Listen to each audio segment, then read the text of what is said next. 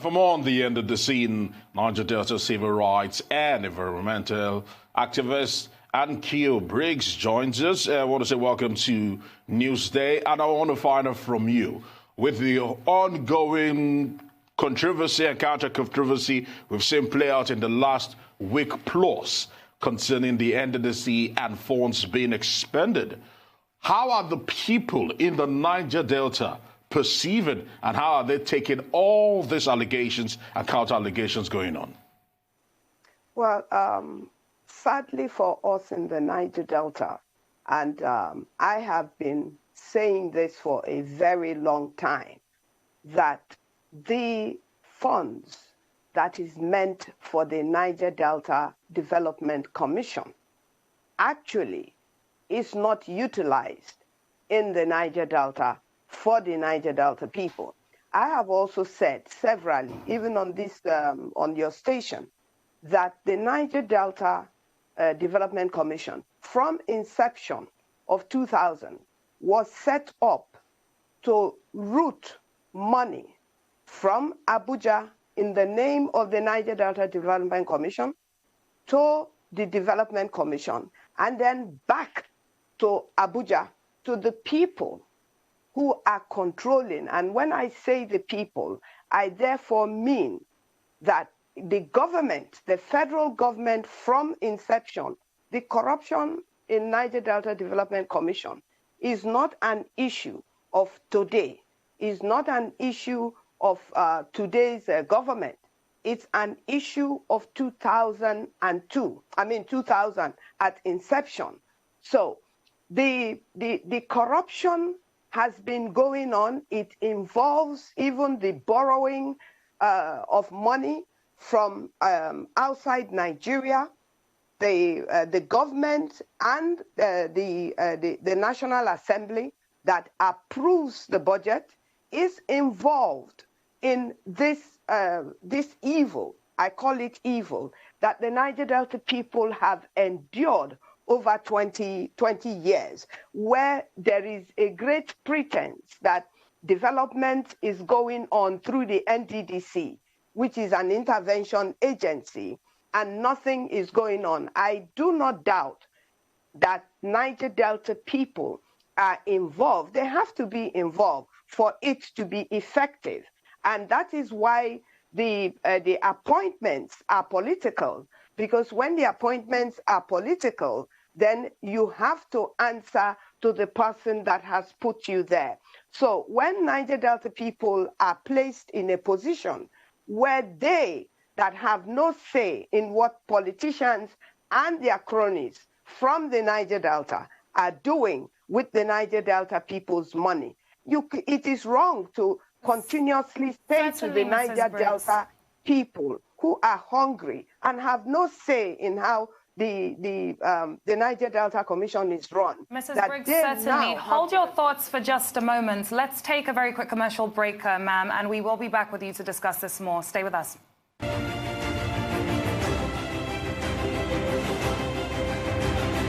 Welcome back to Newsday here on Horizon News. Ankio Briggs is still with us, looking into the NDDC and matters surrounding that. Ma'am, thank you very much for staying with us while we did have to go on a commercial break. I'd like you to conclude your thoughts on the question asked by my colleague, and then I would also like to take you up on what went down yesterday with the House of Representatives Committee probe. And I'd like us to really start off with the fact that things actually seem to be going well when chairman at the time, Tunji Ojo, recused himself from the panel, and then things really did take a dramatic turn, and Professor Ponde was seen to appear fainting or collapsing before the panel when he could not answer questions or defend alleged extra budgetary expenditure. How do you react to that? Okay, just to quickly conclude on the other question, when I mentioned borrowing money and also the World Bank, it is the same method that they use at government level to reroute monies that they borrow.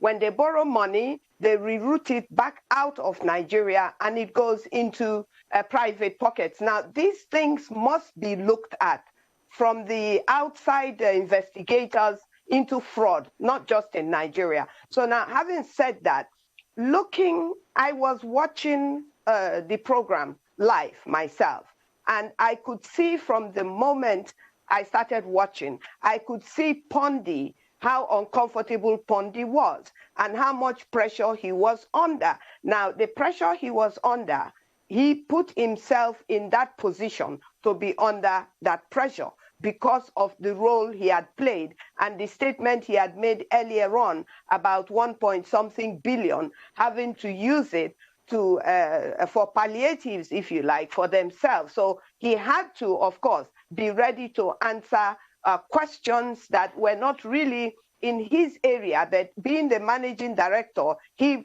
definitely have authorized the payment of those, the sharing rather, of those monies. So the pressure was much. I could see that. Now, the former chairman who excused himself from the probe as a chairman and having handed over, again, as a lay person, as an interested party, I could also see that the committee, or the panel rather, have come full blown, full force to attack Pondi. Now, whether he was able to withstand it or not was what played out. Now, I am not a medical doctor, so I don't know whether he fainted. I don't know whether he didn't faint. I don't know what underlying medical conditions he must have, but we're hearing that he has, but that's not our business. We pray that he is well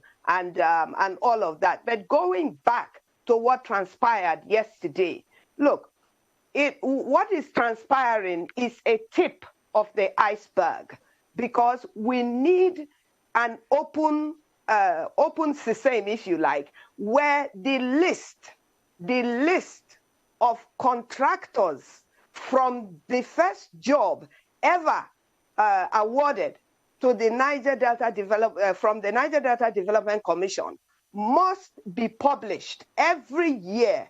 Every single year job must be published. The company must be published. The owners, the managing directors of those companies must be known. Now that we're even hearing that NDDC have to pay billions of naira or millions of naira, I don't know the difference anymore, to contractors or people to show them where their jobs are, whether the NDDC or the contractors, is sickening. And so since they've already spent that money, then we must know where those jobs are so that we, the owners of the job, can go and look at those jobs. Now, what is going to transpire if we are truly fighting corruption it will be mind-boggling, and the people that will be exposed will not be from the Niger Delta alone. And I agree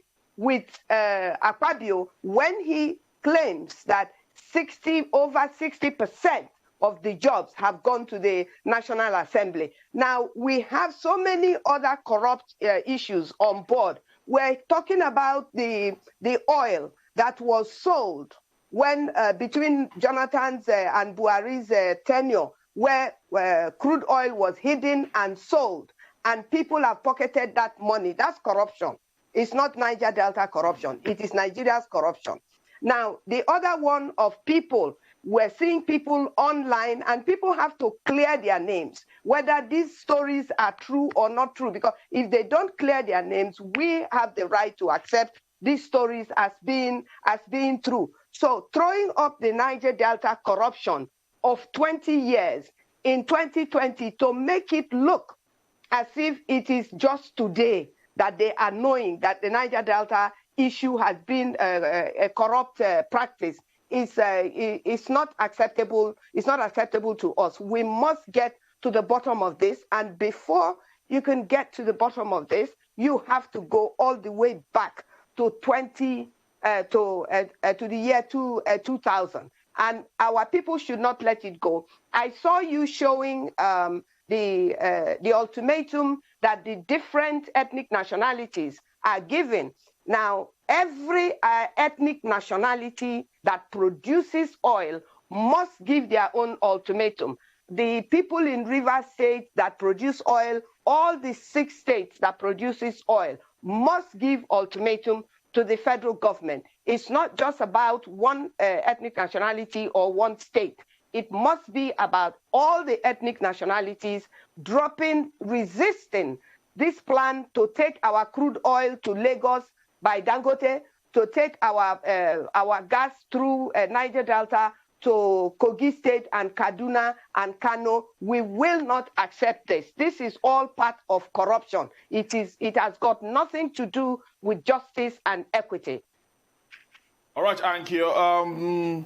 Like you mentioned, the president had ordered in 2019 a forensic audit into the NDDC and the monies that have been invested into the commission for quite a while right now, for a long span of time, from 2001 to 2019. And a lot of people are claiming that that particular forensic audit is the one that is raising all the storm. Now, my question to you is this.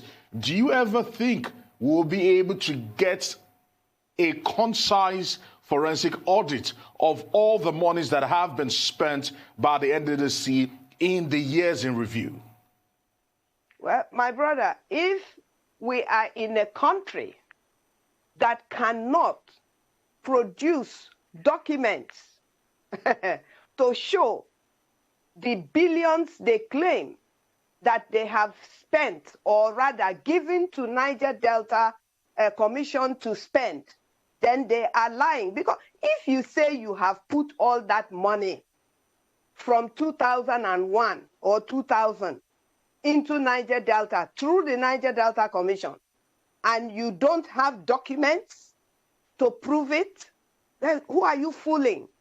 Then we might as well go our separate ways, because that is the ultimate. Because you cannot, are they saying that the corruption, the forensic audit is just going to be from when Akpabio was appointed minister? No. The forensic audit must go all the way back. And even this IMC, when they removed Joy Nune, they should have removed the whole IMC and not just remove Joy Nune and bring Pondi into it.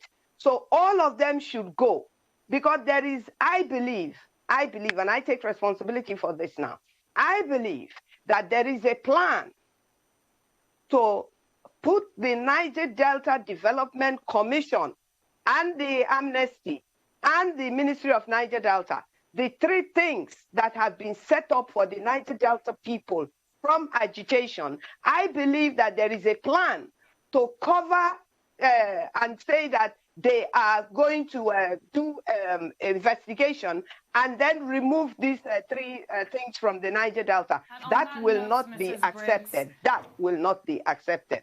Thank you so much for joining us on Newsday this afternoon and giving us your viewpoints with regards to this situation.